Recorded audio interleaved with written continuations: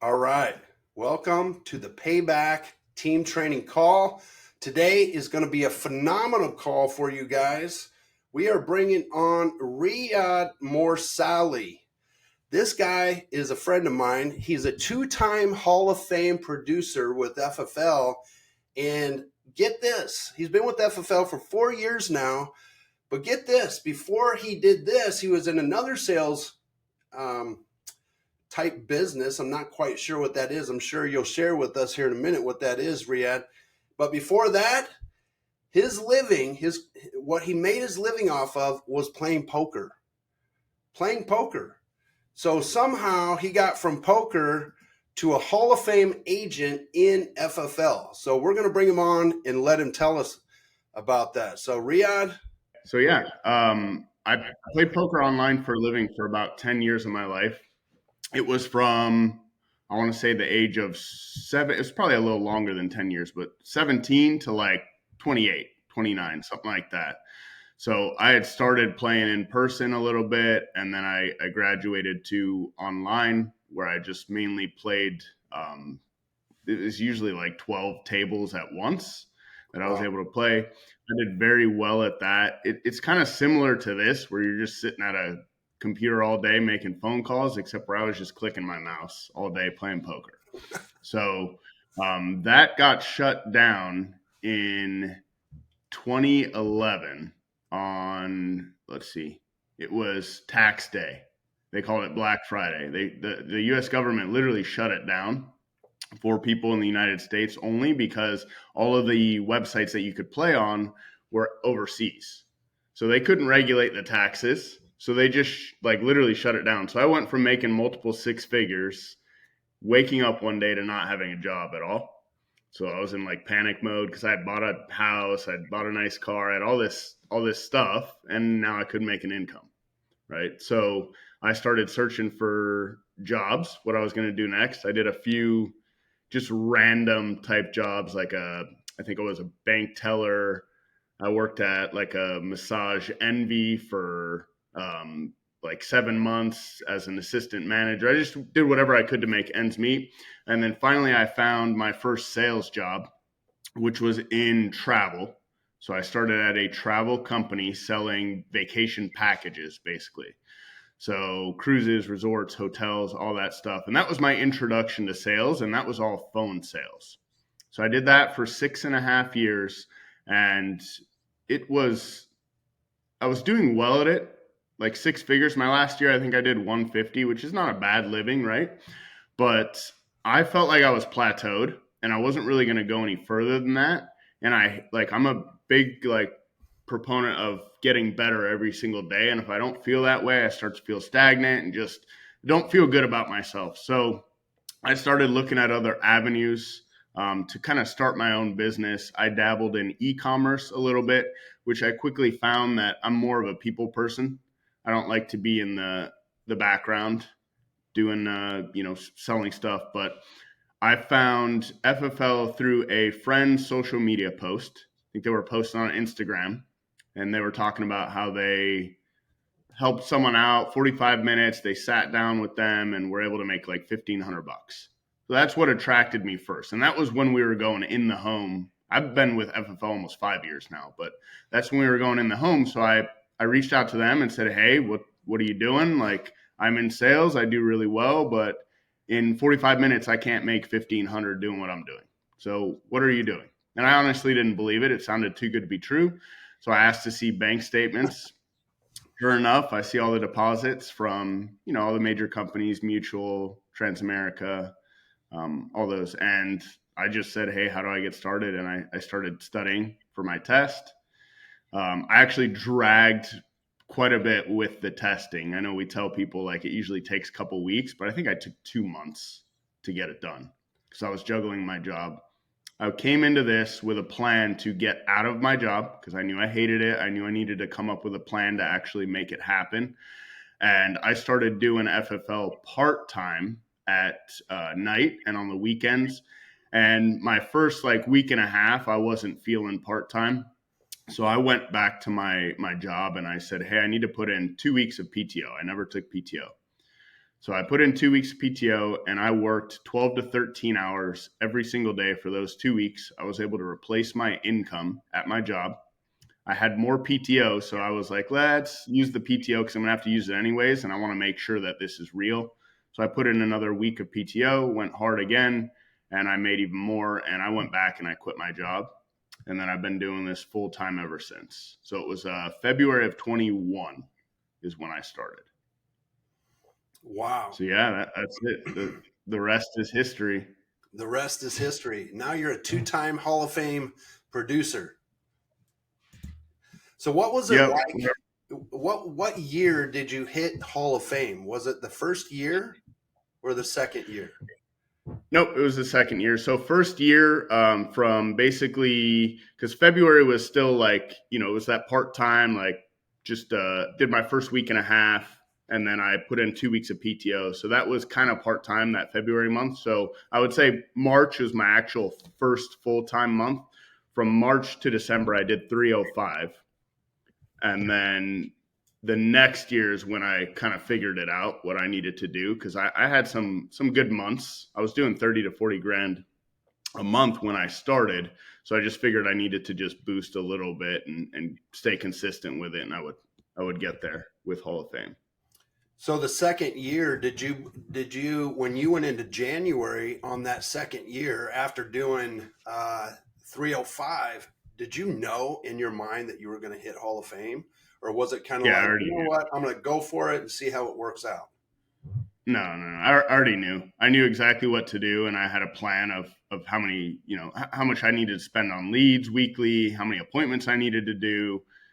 I had all that stuff mapped out, so it wasn't a thought in my mind as long as I stayed consistent. I like the fact that you said you had a plan. You had it all mapped out, knew exactly what you needed to do to get there. How much did you end up doing that second year? I think that year I did I think it was 405. Okay. Okay. Yep. Yeah. For me, I did my first year, I did 403. I Okay. barely Yeah, I made it remember over. that. Yeah. I I remember didn't that. know if I was actually made it or not because it came down to the last wire. I had one more sale on that very last day, and it was a $3,000 sale. And I didn't know if the first one was going to, or the one prior to that hit me over Hall of Fame. So I made the sale, and I was just praying that somebody would call me and say, "Hey, you hit it," right? Yeah, absolutely. Yeah. First one is the best one. That's for The sure. first one's always the best one, right? So going back Yep. to those 2 weeks that you took off, Riyadh, and you took PTO, and so what made you say, you know what, I'm going to take PTO and I'm going to go full time for these next 2 weeks and figure it out from there? What was your mindset like? What were you thinking? I mean, I had just seen the business model, right? So I always look at everything as like, um, just try and look at it logically. Like, I believe in myself enough that if I believe the system can work, that I can make it work, right? So I looked at the system and it was 80% comp. We have infinite leads, right? You can buy leads whenever you want. So you have, clients, and then it's just activity. That's really all it is, right? I was already in sales, so I feel like I had a leg up on people that might not come into this business with sales, and I was in phone sales. So Hmm. being on the phone all day wasn't really new to me. So I knew if I just bought enough leads, spent enough time on the phone, went out and did a certain amount of appointments every week that I could make this work. So I put in the 2 weeks of PTO because I'm an all or nothing person. I can't do like half-ass work, to be honest. And especially when it comes to sales, like sales is what you put in is what you get out of it. Yeah. So for me in my mind, I'm like, it's silly to try and do two sales jobs. If my goal is to get out of my job, I need to come up with a plan and I need to be able to put enough time into this, at least up front, to learn the skill set, learn the scripts, learn the objections, learn the sales process, those things. So I just needed a bit more time than 2 to 3 hours a day. Yeah. Okay. So you put in 2 weeks.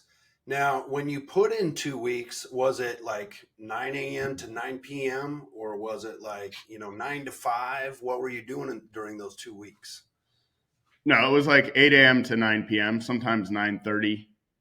something like that. I would literally go. So it's all in having non-negotiable goals, and if you don't hit those, you need to keep going, right? The problem with most people is we're so like, and I was too, right? We're so programmed that you're clocking at 9, clock out at 5, and that's the day's work, right? But when you're in 100% commission sales, if you didn't get a sale that day, you're not getting paid. So you shouldn't be clocking out at 4 or 5 p.m., right? So I had a goal of booking 15 appointments for my 2 run days because, like I said, we were in person. So we would have a dial day on Monday. We would go out in the field Tuesday, Wednesday, and then we would have a dial day on Thursday, go out in the field on Friday, Saturday. So Mondays were my dial days. So I would literally sit in my chair from 8 a.m. until I had 15 appointments. So if I didn't have 15 appointments, I'm not logging out. So I would go literally sometimes until 9:30 where people are yelling at me on the phone because I'm calling too late. But I did what I had to do. So, and eventually, when you do that enough, you get really good that you don't need to spend that amount of time. So eventually I got to a point where I was able to do, in 8 hours what I was doing in 12 hours. Okay. Makes sense. Because you So, but got I had better a on the phone. non-negotiable goal because I got better on the phone. Exactly. But I had a non-negotiable goal of 15 appointments. That's what I needed to do to make some sales. So no matter what, if you didn't get to 15 appointments, you were staying on the phone. If you got to your 15 appointments, what would you do? I mean, if it's like 2 p.m., I'm still working, of course. I'll Yeah. book some extras because, of course, we have no shows. But it wasn't like that. In the beginning, I sucked. So I was always working 12 to 13 hours a day. So, Right. So do you remember how many you sold? How much issue paid premium you sold in those first 2 weeks? yeah, it was like 15,000. 15,000 in the first 2 weeks. Yeah. Yep. Now, do you believe that when you first started that well, let me rephrase it this way. Do you think that everybody that gets into this business needs to have some sales experience behind what they're doing? Not at all. No, not at all. Why not? Especially if you have someone guiding you that has sales experience, which is what we do here. When we bring someone on, we give them the playbook, right? And to be quite honest, the person that brought me on, they were only 2 months into the business, so they couldn't really help me. So I figured a lot of stuff out on my own just by, I mean, we had hundreds and hundreds of hours probably spent in the car throughout the first year and a half. And instead of listening to music, I was listening to FFL training videos, right, to get better. So I didn't have someone kind of guiding me. So I'd either reach up to the people above that person or I would just try and figure it out myself. Okay. Right. Did So, you yeah. have when you were starting off? You mentioned that you didn't have much of a trainer or somebody to help you.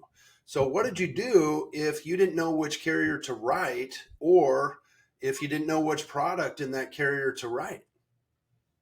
Yeah. So that was the one thing that I had help with.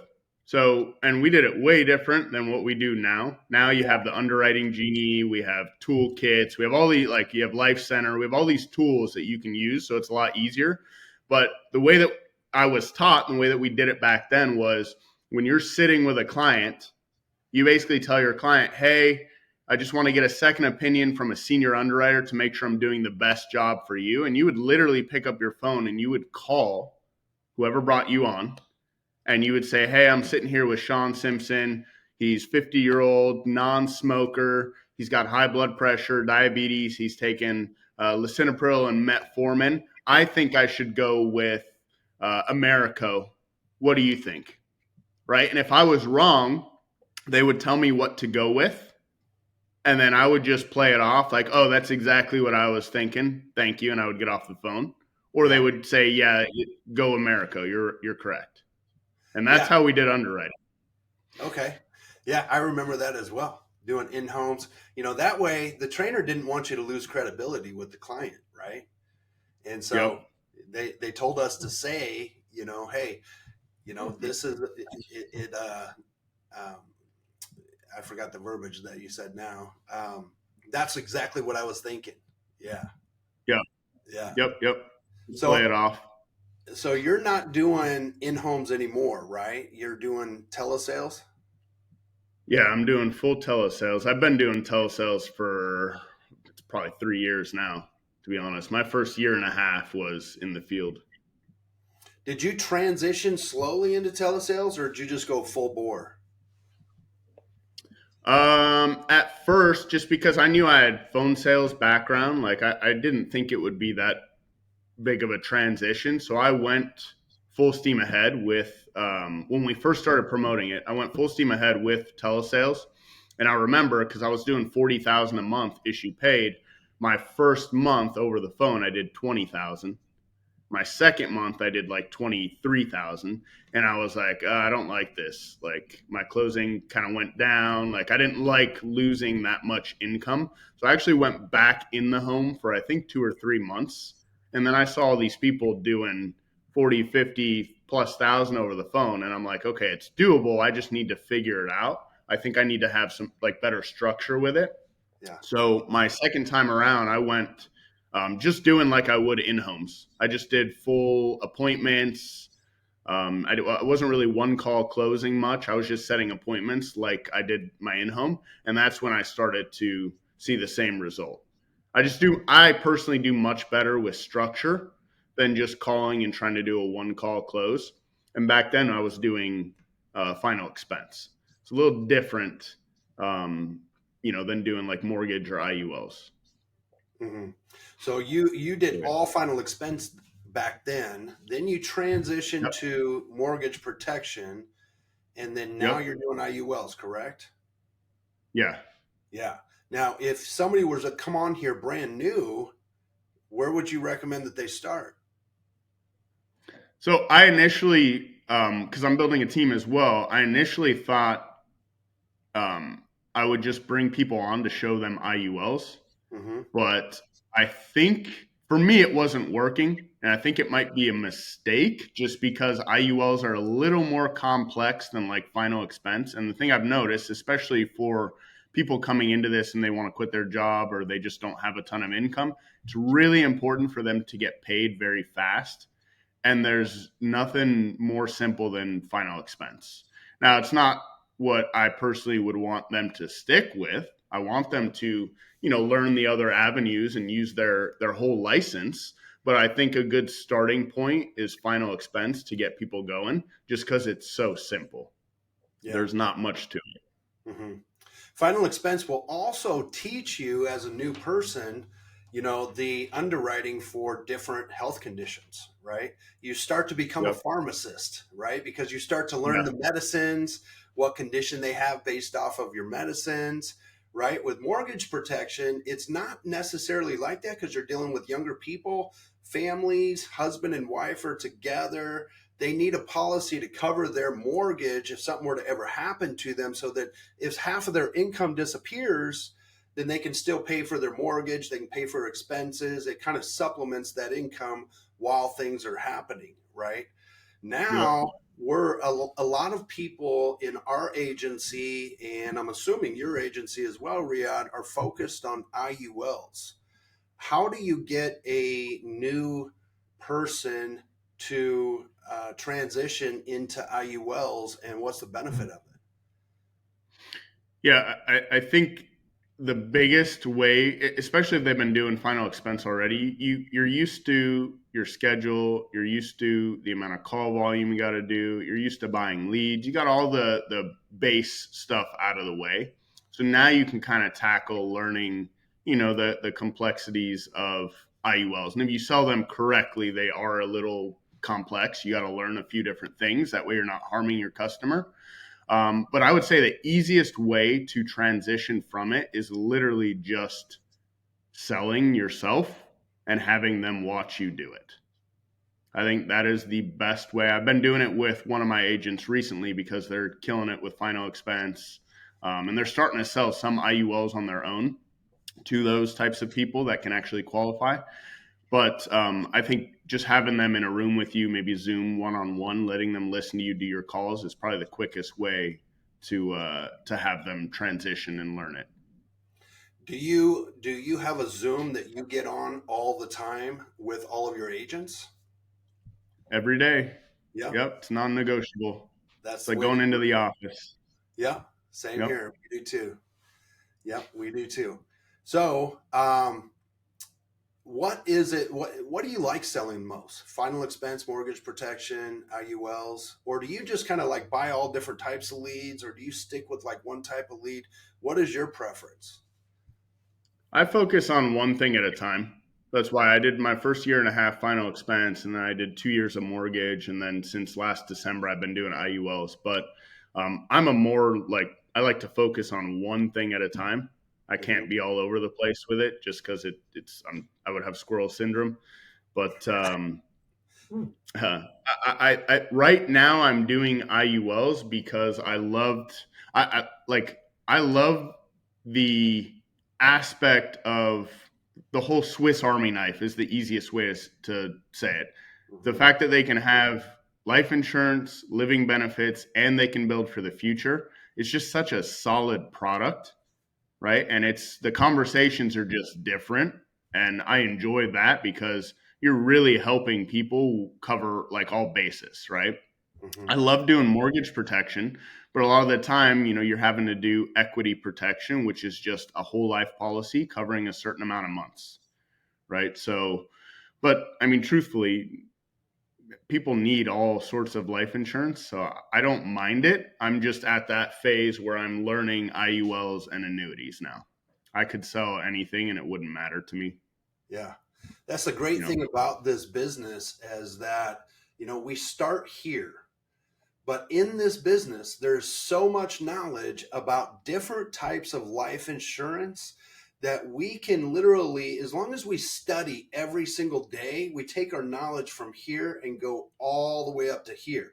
And you don't necessarily have to study every day, but at least do something to move yourself forward all the time, right? Because the reality of it is it's going to affect your paycheck as well. And when it affects your paycheck, it affects your family's paycheck, how you take care of your family. It affects your community. It affects everything around you. And in this business, as we learn and we grow, there's so much potential to earn more income on your own, right? That's Hmm. one thing that I like about IULs is that it's a higher ticket client, right? They put in because not only do they want to protect their family, they also want to, protect their retirement, and they also want to protect themselves if they get hurt, sick, or injured. There's so many benefits to an IUL. With an annuity, you can protect your income, right? There's so many different products, so many different carriers. There's always growth to learn. And the best part about it is, we get paid residuals for Hmm. helping protect families. I think this is probably one of the most noblest businesses in the world because of the fact that I don't know anywhere you can go to that is a recession proof business, because we're always going to have people that are dying, and be able to protect as many families as we do for the amount of money that we make, right? I Yep. don't know any Yep. other business like this. So, Yep. yeah. So, do you do your IUL appointments in one call closes, or do you do it in two appointments? How do you do your IUL appointments, Riyadh? So I started doing them in two separate appointments to learn because I didn't know what I was doing back in December. I was like, Okay. I got to figure this out first. So, and I didn't want to like it's a little overwhelming in one appointment when you have to, put together an illustration, all that, but you don't know what you're doing. So I split them up into two. I did the discovery call and then I would set another appointment. Eventually I transitioned to just doing one appointment, and this is, personal preference, but um, I feel like it's really hard to get people back on the phone. So I want to try and get them situated on that one phone call. Now there are going to be times, especially like, for what you're doing, Sean, you're doing some high ticket cases, like super high, where people are putting a lot of money in it. You're not going to do on one call. And I already Mhm. understand that. But if I come across people that are, two, three, four, $500 a month and they know what they want, I'm going to get it done on the one call. Right. But you'll have people that, they want to do 1,000 or more, and you cannot pressure a person into something with that kind of investment monthly, right? You got to give them time to digest and to look things over Yeah. and all that. So yeah, I would say the higher ticket cases are going to be more than one call, but when I do the lower ones, I usually just get them done on the one call. Okay. So it just kind of depends on case by case, Yeah. that kind of thing. How many appointments do you usually set per day or have per day? The goal is 10 to 12 a day, right? That's Okay. the ultimate goal. I want to say for in-home, when I was doing 30 appointments a week was good, and no show is a bit higher with telesales, so you just double it. You can work 6 days a week and get away with having 60 appointments on your schedule. You should be able to talk to, 20, 30 people and be able to convert quite a few of those. Okay. Okay. So 10 to 12 appointments a day. And some of those are one call closes, some of those are a two call close, right? What happens Mhm. if you're on a call and you have a client that you're working through and you're trying to protect, but you have another appointment that is coming up right away? What do you do? What is your mindset? I don't even think about it. You always love the one you're with.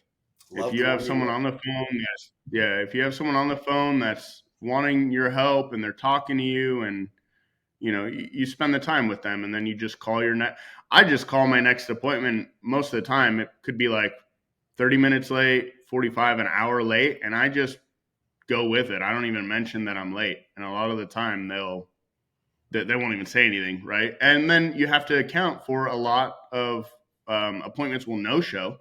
So you shouldn't be rushing off a call that you could get a sale on if someone's actually there talking to you. You just kind of, you deal with it, and either they'll answer and maybe you'll have to reschedule, or they were going to no show you anyways. I agree. I agree 100%. You love the one you're with because the reality of it is if they're not going to be there, they probably were going to no show you anyways. And if they are there, then they're going to want it anyways. They're going the extra mile to know. On top of that, I believe it builds a little bit of credibility. They know that you're not just a fly by night guy. You're running late for a purpose. You're running late Mm-hmm. probably because you're helping other clients get protected, right? Yep. So Yep. yeah, I kind of agree with you 100% there. Um, let's get into. I want to hear what you say on the phone. Are you okay with that? Yeah, Yeah. absolutely. Okay. So I want to hear like your first pitch. I want to hear how you explain the IUL and then how you transition into setting the appointment for the next call for like the illustration and the application. Or if you want to do that on a one call close, that's fine too. I don't know how you want to do it. If you want me to play the client, I can do that. How do Yeah, you want to do it? that's fine. That's exactly. Yep, we can do that. So ring ring. Hello? Hey, Sean. Yeah. Hey, Sean, this is Riyadh. I'm the IUL advisor that was assigned to your request that you had sent in a while back. It looks like you put down you had a main goal of a long term retirement strategy. Is that correct? Yeah. Okay, perfect. So, like I said, I'm just the advisor assigned to you on this. My job is just to go through all of your options that are available to you. But before we do that, I do want to confirm a few bits of information here. I show that you put down your email as seansimpson@gmail.com. Is that right? Yeah, that's right. And then you live in Tennessee. Is that right? Yeah. Yep, that's Okay, me. cool. And then it looks like yeah, you said long-term retirement strategy. So, how long have you been looking into this so far? That's a great question. I've been kind of looking into it off and on here for about the last year. I see it popping up on social media all the time. So, yeah. Okay, so tell me what you know, just so I'm not repeating stuff, and I know how I can best help you on this call. What kind of research have you done? What have you looked into? Have you seen any illustrations? Um, I don't even know what an illustration is, but I'll be honest with you. I've done a little bit of research, not too much. I just kind of watch the Facebook ads and the Instagram ads that pop up, and it seems like everybody talks about it a little bit differently. So I figured, I want to get on the phone with somebody that actually knows what they're talking about. Okay, perfect. So kind of just getting rolling with the information then. Yeah. Okay. So the IULs, it stands for Index Universal Life. So it is basically a life insurance policy that accumulates cash and also has living benefits within it. Now, the policy you do have to qualify for. It's not something that you can just buy off a shelf. So what we'll do today on this call really quick is I do have to go through a questionnaire with you, ask you just a minute of health questions. I'll ask you a little bit about background stuff, and then they have me ask you some financial questions as well, just to make sure this is something that would actually benefit you. It's not going to hurt you at all. Once we have that information, then we can talk about your goals of what you're looking to get out of this long term. And then we'll talk about what you were thinking about contributing, and I can make some suggestions of what most of my clients do. And then from there, if everything makes sense to you, the only thing we can actually do is submit an application to see if you can even have this. Does that sound good? Yeah. Yeah. Okay. So, So then I go through full inventory, health, financials, background. I get an idea of when they're wanting to retire. So I usually, well, if they're not sure, I usually just point out 65, 67 is when people usually look to retire. What are their goals with that? Like, how much are they trying to save? What are they spending right now? I dig pretty deep into their number one, health, because I'm not going to talk about, and that's why like I limit how much I talk about an IUL up front, because I want to find out personally if they're going to get approved first before I build it up. Because if I build it up so much and they can't get approved, then I don't have opportunity to go with anything else because they were so stuck on an IUL. So sure. I'll do that. I will talk about, like I said, their goals, what they're looking to get out of that. Once I have that done, I'll let them know about the 5 to 10% income, or 10 times their age is what people normally put into this. Okay. And then I'll kind of base it off of their income. If they have, quite a bit of disposable income, and let's say they're 50 and they can afford to put 500 to 1,000, I'll tell them that's what most clients end up doing. If they don't, I will let them know there is a starting point that we can do, and then you can always add more into it. We do yearly reviews, so we can always make adjustments when things change. I mentioned I'm big on like doing third party stories. So I'll Okay. say, yeah, a lot of my clients this year, they've paid off some debts like car payments, personal loans, and they've decided to add more into their IUL. So that is something that we can do. But for you, 5 to 10%, we'll just say was $1,000, $500 of your income. What were you thinking that you'd want to contribute into this monthly? Um, well, actually, I have a question. How does it work? Yep. So I'm going to go over all of that with you. And Okay. this is just for an illustration. But like I said before, you accumulate cash value, you have living benefits, and then you have a death benefit. So what I'm going to do is show you everything. I just need a number to basically go off of. That way I can show you. That I makes sense? Okay. Sure. So, to be honest with you, I haven't really even thought about that. Um, I don't know. I would say probably $300. Is that enough? Okay. So So let's start with that. That way I can show you how it works, and then we can adjust how you see fit, right? This is basically you're driving the train. I'm just guiding you through it, but I just needed a number to be able to show you. Then I'll share my screen with them, crank wheel. Okay. I'll put together I'll put together an illustration real quick, depending on what they told me goal wise of what they're trying to get out of it. And one thing, I'm sorry, I always have my script in front of me, which I still go off of a little bit, but I will ask them what how they wanted to construct it by saying, hey, there's 3 ways that we can put together an IUL. So first way is you have what is called a maximum death benefit. minimum cash value. So that's going to be for people that want a lot of insurance to be able to leave a wealth transfer to their family, and they're not so much worried about the cash value. And then you have the opposite of that, which is going to be maximum cash value, minimum death benefit. So that's going to be for people that aren't so worried about the life insurance portion, but really want to grow their money. And then you have like a 50-50 blend where you have the best of both worlds. When you were looking at this, what sounds more along the lines of what you were looking to do? Were you more worried about the cash value and not so much the insurance, or were you thinking like a 50-50 split? Well, I wanted to use this for income in retirement, so I'm not Okay. quite sure. Okay. So you're wanting to build cash value for later on in life that you can use as tax-free retirement. Yes. So you'd be more of the 80-20, not so much worried about the life insurance. So then I would put together a maximum cash value, minimum death benefit, IUL. I'd probably, if the person has enough income to do at least 500 plus, and they're, even though they told me 300, I'm probably going to put together like a Flex Life NLG Okay. illustration, maximum cash value, minimum death benefit. I'm going to share my screen with Crankwheel.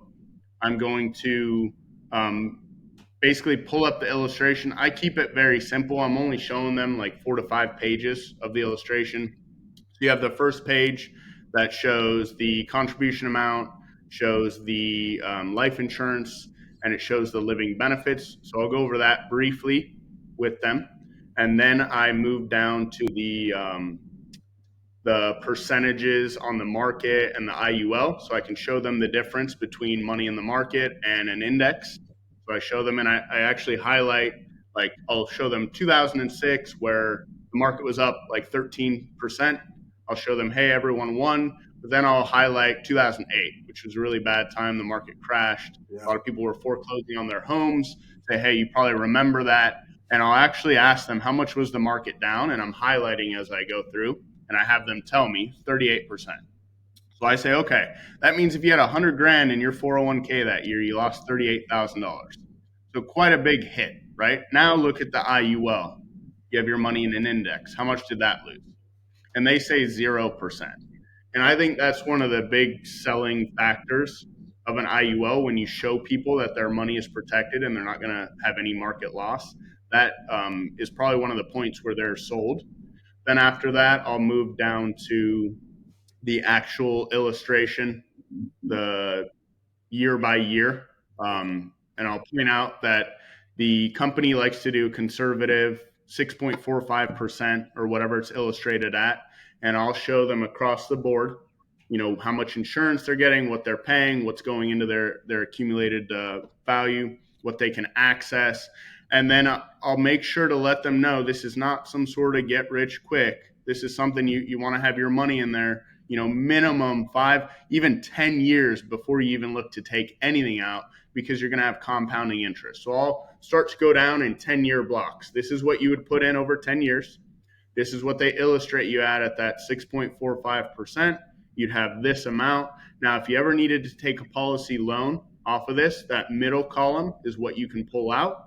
You take money out, you're not paying any taxes on it, and you can either pay yourself back. And I think NLG right now is at like a 5.5% interest on the loans. So I'll mention anywhere between like 4.5, 5.5% interest. And if you decide not to pay that back, when you pass away, they're going to take it off your death benefit, right? So I'll explain that down maybe 10, 20, 30 years. And then I'll ask them if they have any questions, kind of keep it very simple. And then if they have questions, I'll address whatever they're asking me about. And then one last thing I'll do is I will take them out to the main page where you create your illustration, and I'll just quickly go over the what's it called, the MEC limit that they have, and I'll let them know that they can overfund it as well. So if they did stick with the $300 a month, they would be able to put some extra money in. At their age, let's say they're 50, I would recommend, if you can, put more in. That way you're getting more mileage out of this up front. And then I would just ask, now that you've seen it, do you want to stick with the 300 and see if we can get approved for that? Or do you want to adjust and look at a different number? So I keep it very, very simple. I agree. And most people, it does make sense. I think it's one of the easier ways to protect families than final expense and mortgage protection because you're another thing is you're asking them what they want to contribute to it, what they want to put into it, right? Rather than the final expense or mortgage protection or a term, you're kind of giving them a price and they have to agree to it, right?